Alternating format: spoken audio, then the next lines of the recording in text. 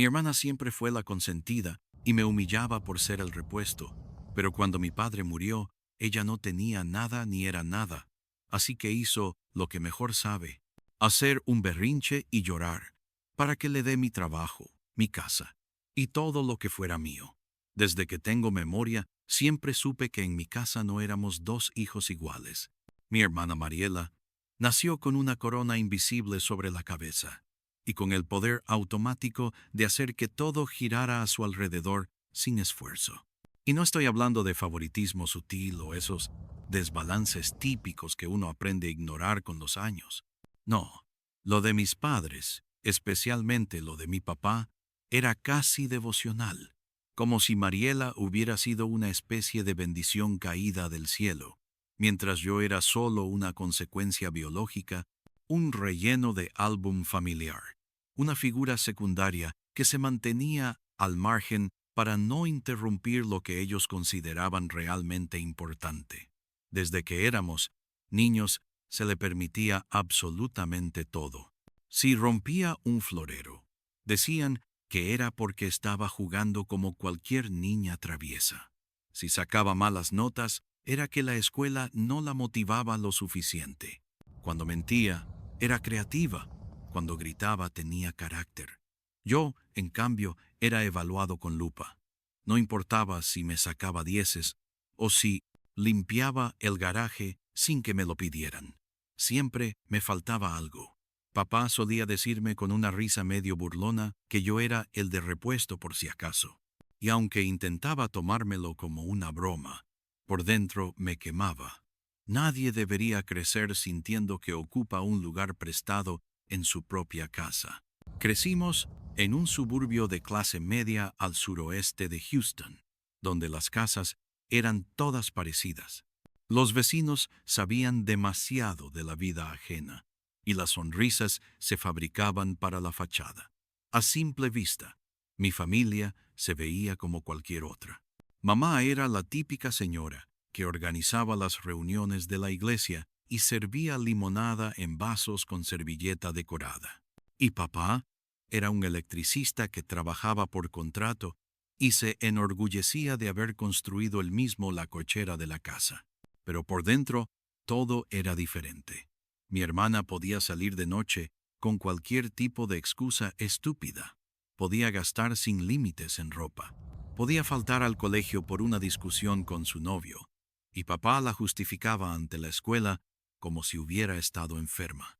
Y yo cada vez que pedía un permiso, tenía que presentar argumentos, casi como si estuviera defendiendo un caso frente a un jurado. Mamá no intervenía. Ella simplemente asentía con una sonrisa vacía y decía que no quería conflictos.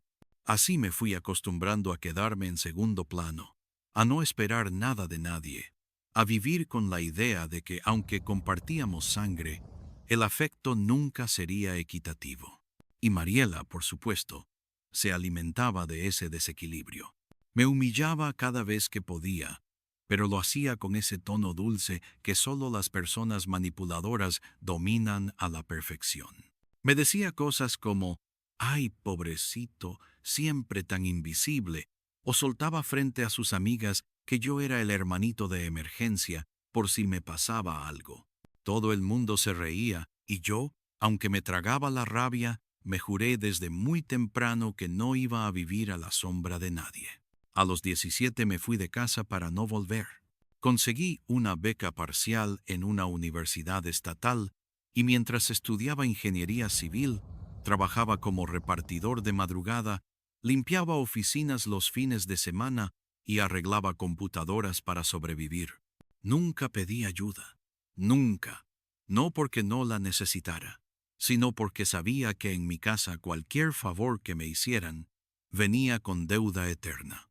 Años después, cuando terminé la carrera y conseguí mi primer trabajo serio, empecé a pagar parte de la hipoteca de la casa familiar sin que ellos lo supieran. Sí, suena contradictorio, pero el lugar seguía siendo legalmente de papá y la deuda estaba comiendo celos vivos. Mamá me llamó un día llorando porque les iban a quitar la casa, y aunque no me sorprendió que ni Mariela se asomara, decidí hacer algo porque esa casa, por más recuerdos de que tuviera, también era parte de mí. Firmé un acuerdo con el banco para ir cubriendo cuotas, y durante años envié dinero mes tras mes sin mencionar nada. Papá nunca me agradeció, solo me mandaba correos secos con los datos del pago, y cuando respondía era para reclamarme por tardarme 1 o 2 días, pero no me importaba. Yo sabía que eventualmente eso se iba a volver mío, y al menos iba a recuperar algo después de toda la basura emocional que me hicieron tragar. Mariela, mientras tanto, siguió siendo la misma parásita emocional de siempre. Se casó con un tipo que la dejó por infiel. Se endeudó hasta el cuello comprando estupideces. Fingía ser una empresaria en redes sociales vendiendo productos reciclados.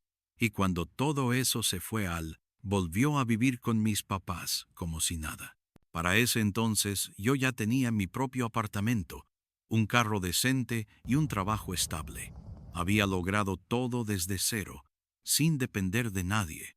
Pero para ellos eso no valía, porque Mariela siempre encontraba la forma de hacerse la víctima, de llorar en el momento exacto y de convencerlos de que el mundo era injusto con ella.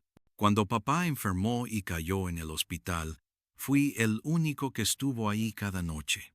Mariela apareció una vez para sacarse una selfie con él, subirla a Facebook con un mensaje cursi y desaparecer por otros 5 días. Yo me encargué del papeleo, de hablar con los doctores, de llevarle comida a mamá. Y cuando papá murió, fui también quien organizó todo el funeral desde el ataúd hasta la misa. Ella solo llegó el día del entierro con un vestido blanco como si fuera una boda, y se sentó en la primera fila como si hubiera estado presente en algo más que en las fotos. Después del entierro, nos citaron para la lectura del testamento. Yo no tenía expectativas. Para mí, cualquier cosa que quedara era ganancia. Pero cuando el notario dijo que la casa quedaba a mi nombre por pagos realizados y aporte constante en los últimos años, vi cómo se le congeló la cara a Mariela, y ahí supe que empezaba una nueva etapa, una que ya no se trataba de aguantar, una donde iba a devolver cada maldito desprecio, cada palabra hiriente, cada lágrima fingida con la que me intentó manipular durante toda la vida. Porque si ella creía que con llorar otra vez iba a quedarse con mi trabajo, mi casa y todo lo que es mío, estaba a punto de descubrir que esta vez el repuesto ya no iba a quedarse callado. Actualización 1. Pasaron un par de meses desde el entierro de mi padre, y aunque todavía había cierta tensión en el aire entre los miembros de la familia, sobre todo por la parte de Mariela, la vida siguió su curso como suele pasar después de una muerte, sin pedir permiso, sin pausa, sin remordimientos. Yo me había instalado completamente en la casa que ahora era legalmente mía, y aunque por fuera seguía luciendo como aquella vivienda que papá había comprado en los 90, por dentro la estaba transformando poco a poco en algo que sí se sintiera mío. Invertí en renovar la cocina, cambiar los azulejos horrendos que mamá había elegido hace décadas, y mandé instalar una puerta corrediza nueva que daba al jardín trasero. También empecé a trabajar desde casa más seguido, adaptando uno de los cuartos como oficina y construyendo un pequeño cobertizo al fondo para herramientas y materiales de obra. Por primera vez en mucho tiempo, sentía que algo me pertenecía de verdad, no solo por papeles o títulos, sino porque cada centímetro tenía mi esfuerzo marcado. Y fue justo cuando empezaba a respirar tranquilo, cuando ya no tenía que explicarle a nadie en qué gastaba mi dinero, cuando podía sentarme en el porche a tomar una cerveza sin que me miraran como si estuviera robándome algo, que ella regresó. Un miércoles por la noche, casi a las 10, tocaron el timbre.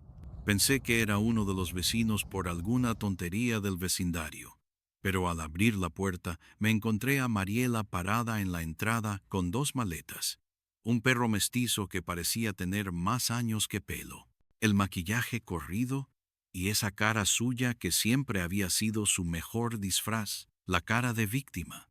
No me preguntó si podía pasar. Lo dijo como si fuera obvio, como si yo no tuviera opción.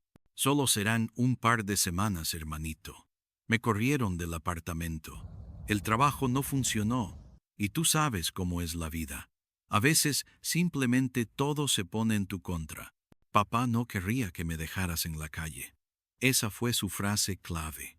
Usar a papá como moneda emocional. Como si su memoria fuera un pase automático para entrar a mi casa y a mi vida sin siquiera pedirlo con dignidad. Yo en ese momento no dije mucho. No soy estúpido, pero tampoco soy de los que reaccionan al primer golpe. Me limité a observarla. Llevaba un vestido arrugado, unos tacones que no combinaban con nada, y su bolso estaba tan reventado de cosas que parecía a punto de vomitar su caos encima del recibidor. El perro, que luego supe se llamaba Rocky, se meó en la entrada antes de que yo pudiera siquiera pensarlo. Y ahí estaban los dos, descompuestos, incómodos, llenos de excusas y urgencias, esperando que yo hiciera lo que siempre hice, aguantar, así que la dejé pasar. Pero no porque creyera sus lágrimas, sino porque quería ver hasta dónde era capaz de llegar. Esta vez quería observar de cerca el show que estaba por montar. A fin de cuentas, ya no era yo el niño que compartía cuarto con ella y soportaba que le robara el dinero del almuerzo. Esta vez yo tenía las llaves, los documentos, las cámaras de seguridad, las cuentas a mi nombre y algo que nunca antes había tenido en esa dinámica familiar: el poder.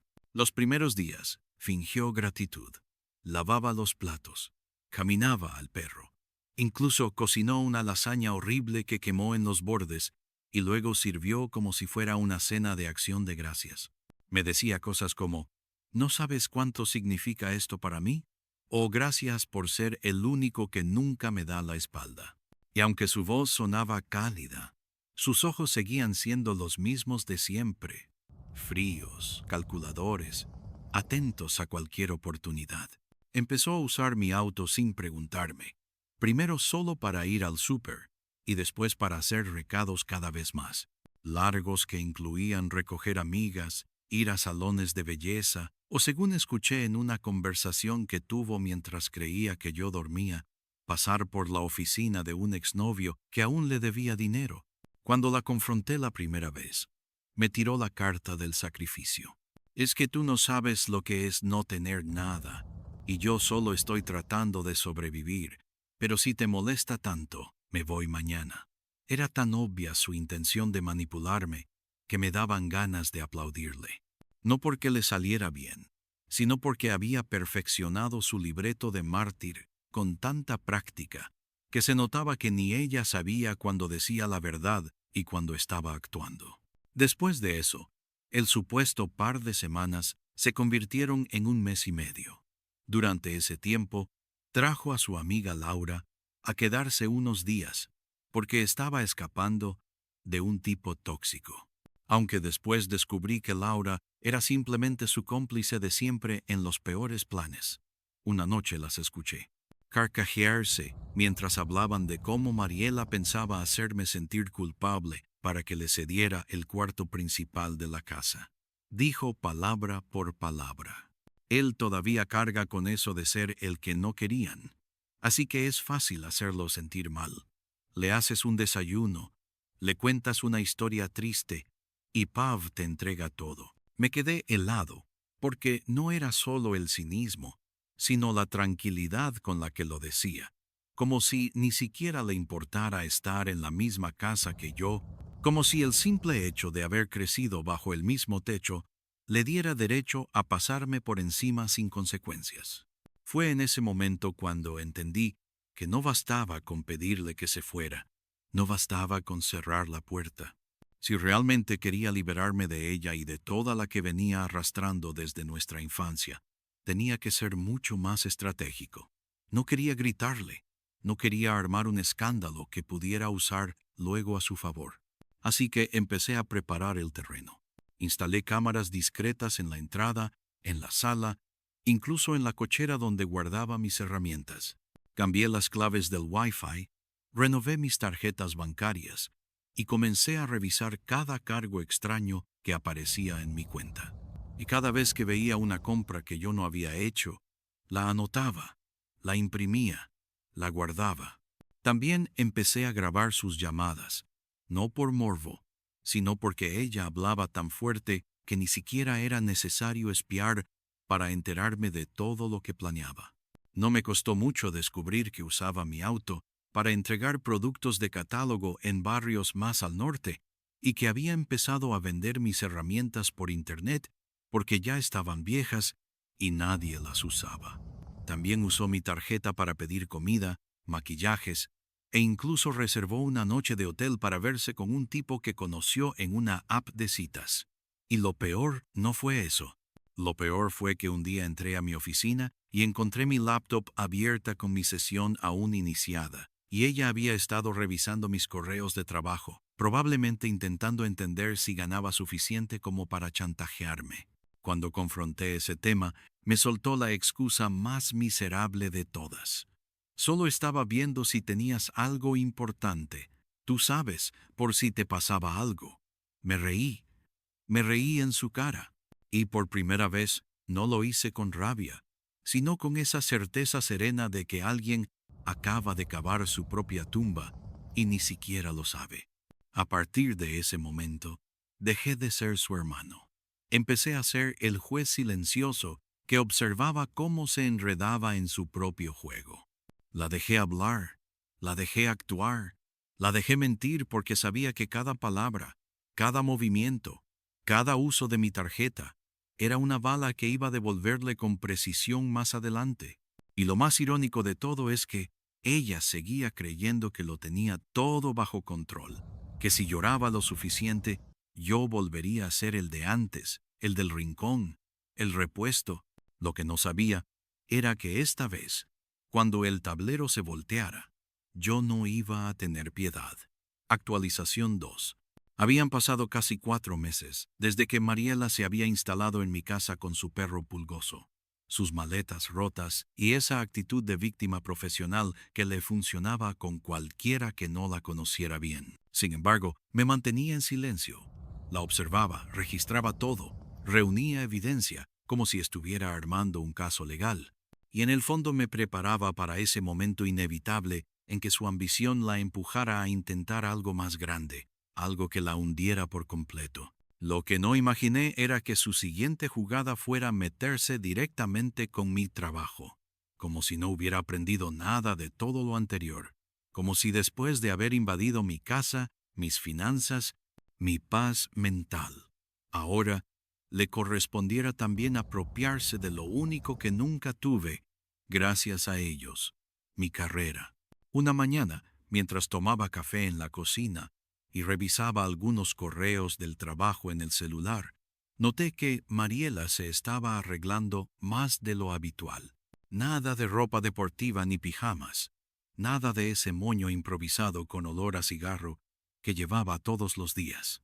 Esta vez llevaba el cabello planchado, maquillaje decente y un blazard que le había visto solo una vez en la vida, cuando fue a una entrevista de trabajo que terminó en desastre porque no sabía ni qué empresa estaba visitando.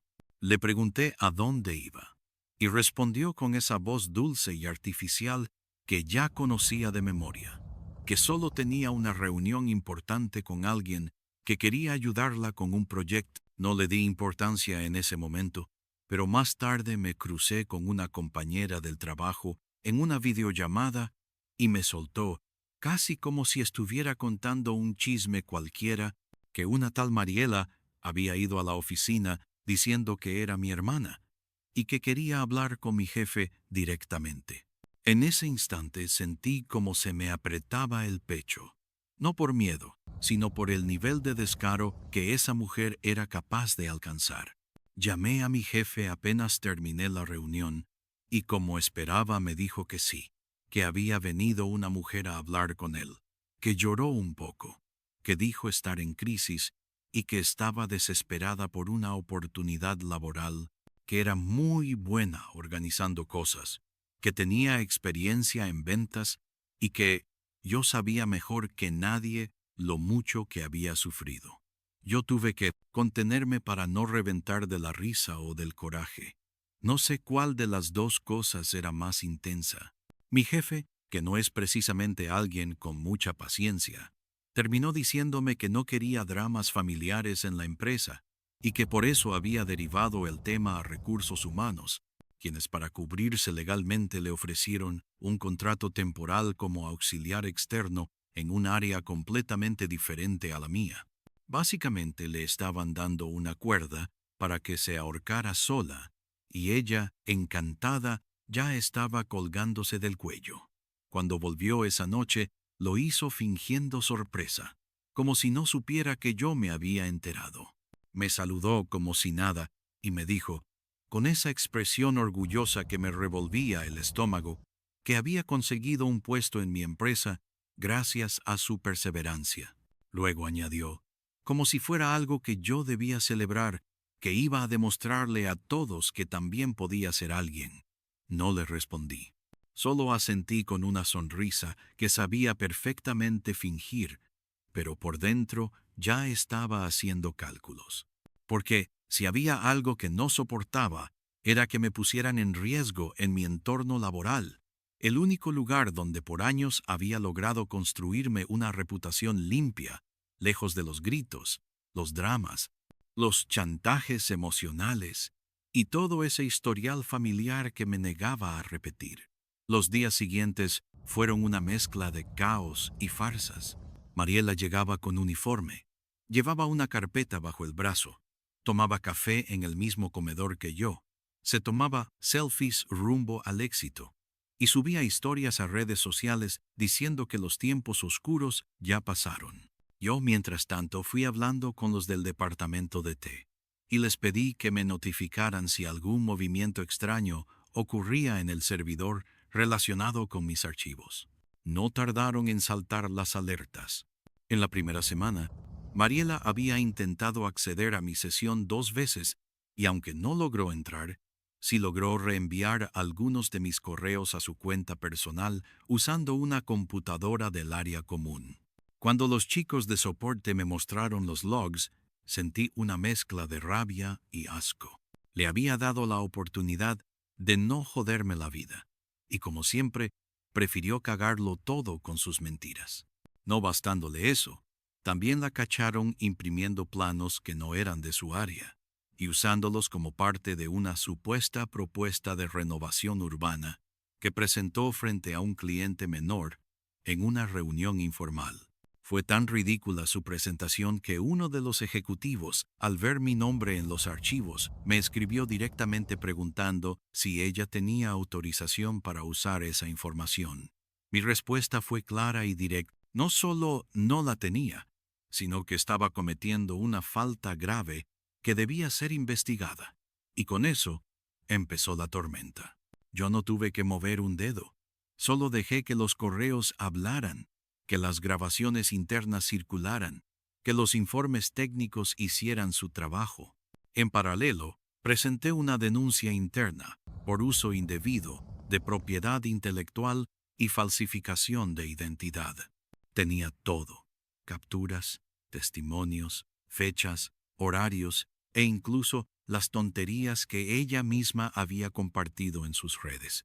Cuando la llamaron a una reunión con recursos humanos ilegal, ella intentó usar el mismo viejo truco: llorar, hablar de su infancia difícil, mencionar la muerte de papá, decir que todo era un malentendido. Pero ya nadie le creía. Nadie. Incluso una de las asistentes que estaba presente me dijo después que fue la actuación más patética que había visto en años. La terminaron despidiendo ese mismo día por causa justificada, con una carta tan clara que ni los abogados de ella pudieron defenderla. Le congelaron el acceso, le revocaron el pase de entrada y, por si fuera poco, la añadieron a una lista interna de personas no elegibles para recontratación, que, según me confirmaron, varias empresas del Estado comparten para evitar futuros dolores de cabeza. Esa noche llegó llorando a casa como si el mundo se le hubiera caído encima. Me gritó que era un maldito traidor, que la había dejado sola, que papá se avergonzaría de mí si pudiera verme. Y yo, con toda la calma del universo, simplemente le respondí que se había acabado su propia tumba y que yo solo había puesto la linterna para que todos vieran cómo lo hacía. La miré con desprecio y le dejé bien claro que ese día se había terminado todo, que no solo ya no era bienvenida en mi casa, sino que estaba oficialmente fuera de mi vida, de mis planes y de mi lista de gente a la que alguna vez pude considerar familia. Quiso tirarme el portarretratos de mamá, pero el perro la distrajo ladrando y terminó lanzándolo contra la pared. Se fue a encerrar a la habitación de invitados, llorando como si el mundo la odiara, sin entender que no era el mundo, era ella. Ella misma era su condena. Y yo por primera vez dormí tranquilo, sabiendo que esa noche había perdido algo que no iba a recuperar jamás, porque ya no era cuestión de límites, era cuestión de dignidad. Actualización 3. Pasaron varios meses después de su despido, y aunque el primer impulso fue sacarla de la casa de inmediato, algo en mí decidió esperar. No por lástima, no por alguna absurda esperanza de redención, sino porque sabía que su orgullo roto no la dejaría rendirse tan fácil. Mariela había construido toda su vida alrededor de una mentira, la de que siempre caía de pie, de que siempre había alguien dispuesto a rescatarla, de que bastaba con llorar o gritar lo suficiente para volver a empezar. Pero esta vez la caída había sido más alta, más dolorosa y pública. No solo la despidieron con un reporte que básicamente la catalogaba como un riesgo laboral, sino que su nombre quedó grabado en una base de datos que haría casi imposible que la contrataran en cualquier lugar medianamente serio. Y eso la desesperó. Lo noté en su manera de caminar, en la forma en que hablaba sola cuando pensaba que yo no escuchaba, en cómo se mordía las uñas hasta sangrarse los dedos mientras miraba la pantalla del celular buscando oportunidades que ya no existían para ella. Lo curioso es que nunca se disculpó. No hubo un solo momento en el que se sentara frente a mí a decirla. Al contrario, seguía comportándose como si yo le debiera algo, como si a pesar de todo yo tuviera la responsabilidad de sostenerla porque sí, porque compartimos sangre, porque papá la quiso más, porque mamá siempre la trató como la niña de cristal que nadie podía romper. Me insultaba bajo susurros cuando creía que no escuchaba. Dejaba notas pasivo-agresivas en la cocina. Usaba mi jabón, mi toalla, mi espacio, todo como una plaga que no se puede erradicar de golpe, que se aferra hasta el último rincón. Y yo, que ya no tenía dudas sobre lo que debía hacer, comencé a preparar el cierre definitivo. Una noche, después de escuchar cómo gritaba por teléfono con alguien que al parecer era su última opción de ayuda, un exnovio con el que había intentado chantajear emocionalmente para que la mantuviera, decidí enfrentarla. No con gritos, no con violencia, solo con hechos. Entré a su habitación sin tocar, sin pedir permiso, como ella había hecho siempre con mis límites. Le arrojé sobre la cama una carpeta negra con clips metálicos bien apretados, pruebas impresas, capturas de pantalla, facturas con sus cargos, correos reenviados desde mi cuenta, testimonios de compañeros de trabajo y capturas de cámara donde se la veía tomando mis cosas sin autorización. No hablé, solo dejé que leyera en silencio, que viera con sus propios ojos todo lo que había hecho, todo lo que yo sabía, todo lo que tenía documentado. Cuando terminó, intentó reírse, pero su voz temblaba. Me dijo que eso no era legal, que yo no podía grabarla sin su permiso, que todo eso no probaba nada. Yo simplemente respondí que no me interesaba llevarla a juicio, al menos no todavía, pero que había redactado un acuerdo de desalojo, uno que ya había sido revisado por un abogado y que le daba exactamente 10 días para irse, sin derecho a réplica, sin opciones. O lo firmaba y se iba con lo poco de dignidad que le quedaba, o usaba esa carpeta para iniciar un proceso legal que con toda seguridad iba a terminar con ella, pagando no solo los daños materiales, sino también enfrentando cargos por fraude, robo de identidad y uso indebido de propiedad intelectual. Por primera vez, la vi realmente temer. Ya no era teatro, ya no era actuación. Esta vez no lloraba para manipular. Lloraba porque se sabía derrotada, porque entendió finalmente que no quedaba nadie más a quien mentirle, que el escenario había colapsado, que no era yo quien estaba en juicio, sino ella murmuró algo que sonó como un esto no es justo. Se limpió la nariz con la manga de su sudadera vieja y firmó. No por voluntad, por miedo. Guardé el documento. Le recordé que tenía hasta el viernes siguiente para salir, y cerré la puerta atrás de mí sin decir una sola palabra más.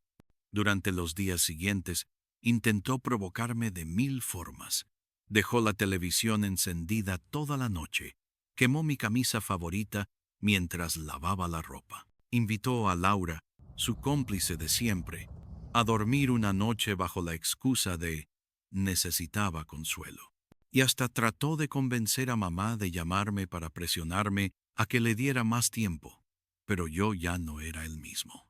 Parte de mí, que buscaba su aprobación, que quería pertenecer a algo, que tenía miedo de ser el malo, se había muerto hacía mucho, enterrada junto con cada abuso que dejé pasar cuando era niño.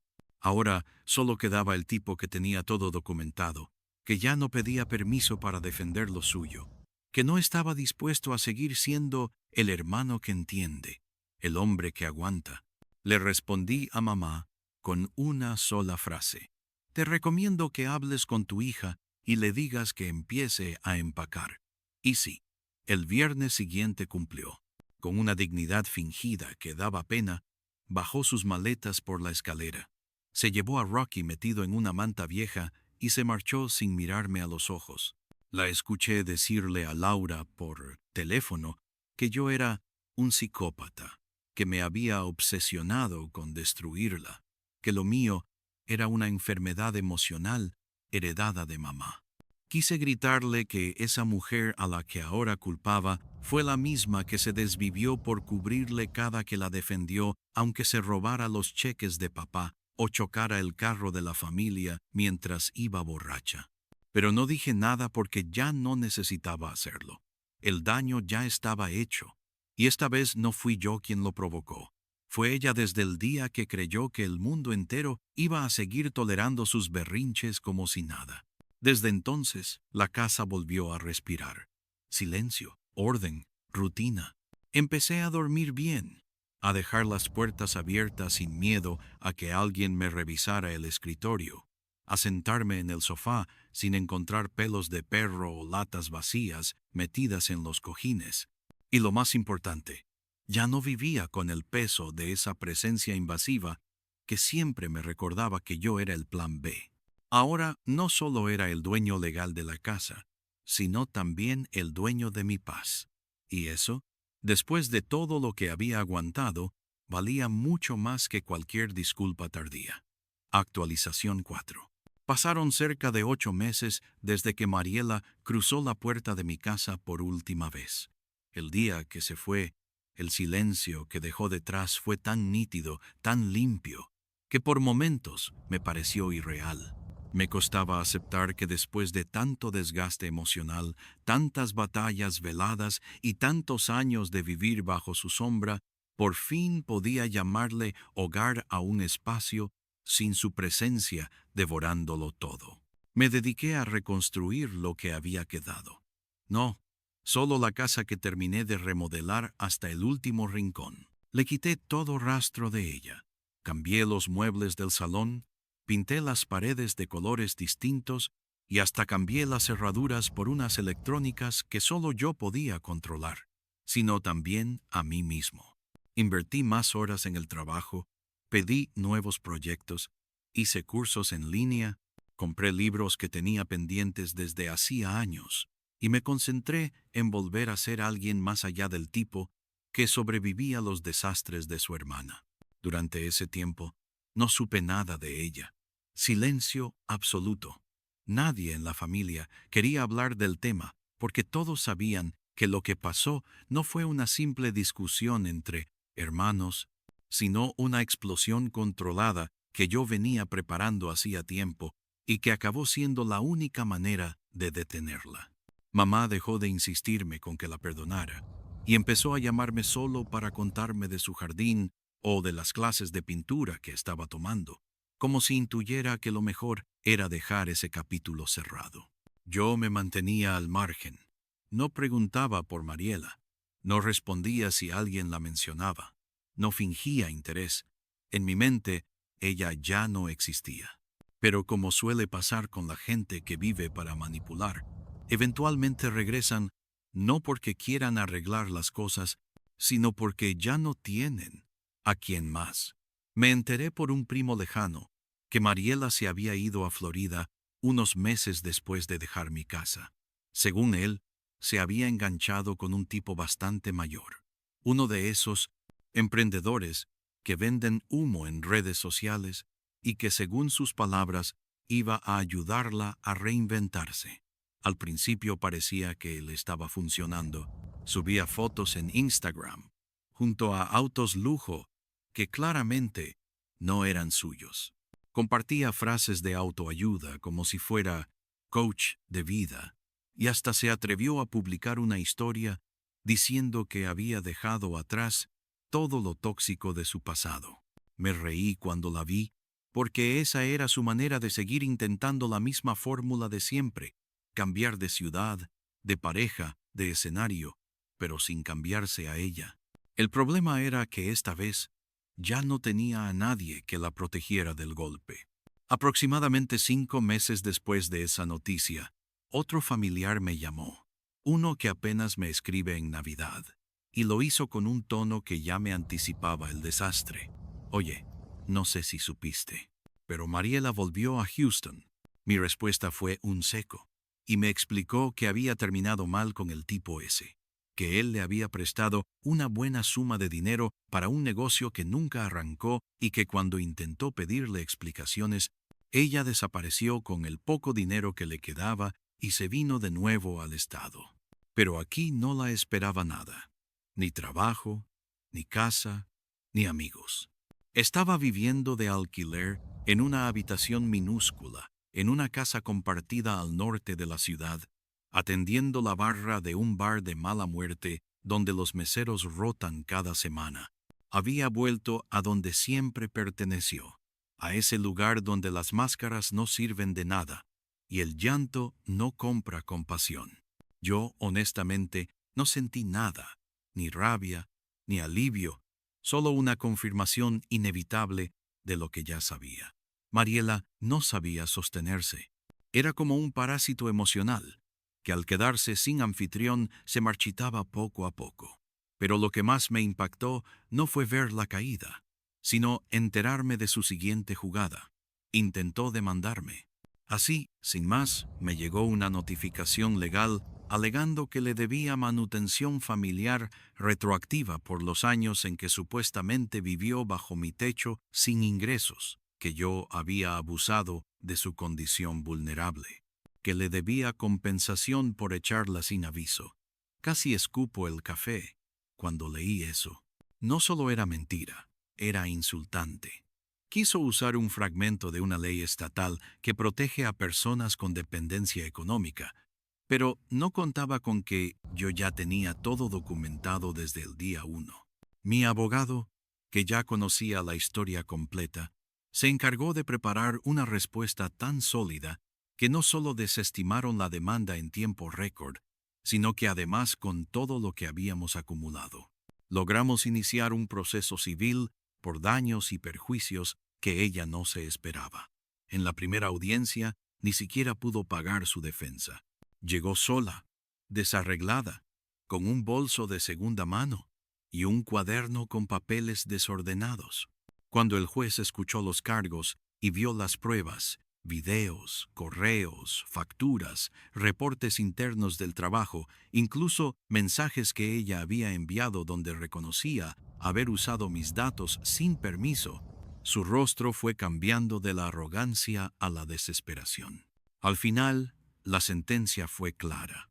Tenía que pagarme 25, cero por daño a mi reputación profesional y uso indebido de mis bienes. Y si no podía cubrirlo, enfrentaría consecuencias legales mayores. Se desplomó en la sala, murmurando que no tenía como que todo era un malentendido, que yo estaba destruyéndole la vida. Pero el juez, que cegaramente ya había visto cientos de casos como el suyo, simplemente dijo que la responsabilidad no se perdía por tener problemas personales, que uno no podía vivir del caos ajeno eternamente. Salió de la sala llorando mientras yo me puse de pie, agradecí al abogado y salí con la cabeza más alta que nunca. Meses después empecé a recibir los primeros pagos. No grandes cantidades, pero suficientes para recordarle que por primera vez en su vida estaba pagando por las consecuencias de sus actos. Vendió algunas joyas que eran de mamá, un par de bolsos de diseñador que aún conservaba y supe que hasta alquiló por semanas la cochera del lugar donde vivía para generar algo de efectivo. Cada transferencia llegaba a mi cuenta con una notificación automática, y cada vez que la veía no podía evitar sentir esa mezcla de satisfacción y justicia. No porque necesitara el dinero, no era eso. Era saber que por fin, después de años siendo el repuesto, el que se quedaba callado, el que soportaba, ella estaba sintiendo con intereses acumulados lo que había sembrado toda su vida. Una derrota que no se grita, que no se canta, pero que se siente como el aire limpio después de un huracán. Mientras tanto, yo seguía avanzando. Me ascendieron en el trabajo, compré la casa vecina como inversión y alquilé el segundo piso a una pareja joven que justo buscaba comenzar de cero. Adopté un perro, un pitbull mestizo, que llamé Diesel y que se volvió mi sombra. Cada vez que algún desconocido se acercaba a la casa, él gruñía con una seriedad que me encantaba. Era como si hasta el perro entendiera que aquí ya no entraba nadie que no supiera respetar. Mi vida, por primera vez en décadas, tenía orden, tenía dirección y sobre todo tenía límites.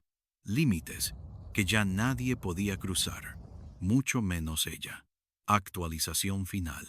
Pasó más de un año desde aquella última audiencia, desde la vez que vi a Mariela salir tambaleándose de la sala del juzgado, como si no supiera cómo había terminado así, sola, derrotada y con la humillación escrita en la cara. Nunca se lo dije, pero en realidad lo supe desde el primer momento. Siempre iba a terminar así, no porque le deseara el mal, sino porque se lo ganó, porque toda su vida vivió convencida de que el mundo le debía algo solo por existir, porque creía que las lágrimas podían reemplazar la verdad, y que manipular era lo mismo que ser inteligente. Y lo más triste es que no aprendió absolutamente nada. Al contrario, se hundió en el papel de víctima con más fuerza. Transformó su propia ruina en un discurso reciclado de autocompasión, uno que usaba con cualquiera que se atreviera a escucharla, con cualquiera que no supiera toda la historia. Por suerte, cada vez quedaban menos de esos. Hace como un mes recibí un mensaje de un número desconocido. Era un simple hola. ¿Podemos hablar? Lo ignoré. A los pocos minutos llegó otro. Es sobre Mariela. Pensé en bloquearlo, pero algo me dijo que lo leyera. Era un amigo lejano de un primo, uno de esos contactos que apenas si uno recuerda haber saludado en una reunión familiar. Me dijo que había visto a Mariela trabajando en un bar al norte de la ciudad, uno de esos sitios donde los clientes gritan, el piso está pegajoso y las propinas se pelean a golpes, que la había reconocido por la voz y que después de un par de cervezas ella había empezado a hablar de mí. Dijo que contaba su versión con la misma historia de siempre, que yo era un monstruo que se obsesionó con destruirla, que le robé su herencia, que la dejé sin nada por resentimiento de infancia. Aparentemente seguía repitiendo el mismo guión de mártir incomprendida. Pero lo que más me llamó la atención fue lo último que dijo ese tipo.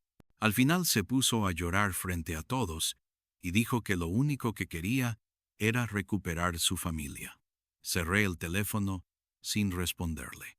Me quedé un buen rato en el porche con Diesel recostado a mis pies, observando cómo caía la tarde. En otro tiempo, esa clase de mensaje me habría removido algo. Tal vez culpa, tal vez nostalgia, incluso un poco de pena, pero no ahora. No después de todo lo que viví, de todo lo que aguanté, de todo lo que reconstruí con mis propias manos. No me dio lástima, me dio vergüenza ajena, porque incluso después de haberlo perdido todo, seguía convencida de que el mundo tenía la culpa, de que nunca fue su responsabilidad, de que los demás le fallaron. No existía ni un milímetro de autocrítica ni una pizca de honestidad. Era el mismo guión de siempre, solo que esta vez nadie pagaba por ver la obra. Días después, para confirmar que la vida tiene sentido del humor, se apareció en mi casa. No tocó la puerta, no llamó antes, solo se paró en la entrada al otro lado de la reja, como si ese pequeño acto bastara para borrar todo. Iba con una sudadera vieja, el cabello atado en un moño improvisado y una expresión derrotada que ya no conmovía a nadie. No dijo mi nombre, no suplicó, solo dijo, como si el tiempo no existiera, necesito un lugar, aunque sea por un tiempo. Y me quedé viéndola, no con rabia, no con desprecio, solo con una distancia tan sólida que parecía un muro de concreto entre los dos. Pensé en todo lo que había hecho, en cada intento de chantaje, en cada mentira, en cada cuenta que tuve que cubrir por culpa suya. Pensé en la vez que le confié mi espacio y me lo devolvió con traición. Pensé en mi padre, en cómo siempre la defendió, en cómo se tragó sus mentiras, en cómo me hizo sentir como si yo fuera solo un maldito respaldo. Y luego pensé en lo más simple. Ya no quería que volviera a respirar el mismo aire que yo, no por venganza, no por rencor, sino porque ya no se lo merecía. Le respondí sin gritar, sin mover un solo músculo del rostro.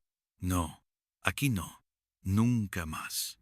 Me miró como si no entendiera, como si estuviera escuchando algo imposible, y repitió solo por unos días, te lo juro, no voy a molestar.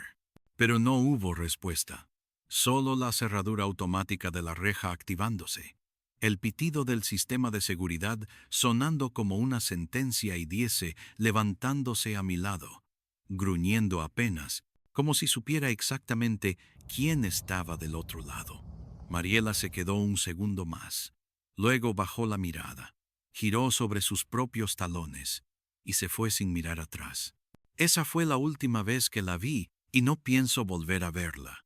A veces cuando alguien nuevo entra a mi vida y me pregunta si tengo hermanos, respondo con un encogimiento de hombros o cambio de tema. No porque me duela, sino porque no me interesa explicar. Porque aprendí que no todo vínculo de sangre vale la pena, que no toda familia merece segundas oportunidades y que hay heridas que se cierran no con perdón, sino con distancia. Lo que me hizo Mariela no fue solo abusar de mi confianza o robarme cosas materiales, fue intentar destruir lo único que logré construir con esfuerzo, mi paz. Y eso para mí es imperdonable. Hoy mi casa es mía, mi tiempo es mío, mis logros son míos, nadie más los va a ensuciar. Y si eso me convierte en un mal hermano, que así sea. Prefiero ser el villano en su historia antes que volver a ser el repuesto en la mía.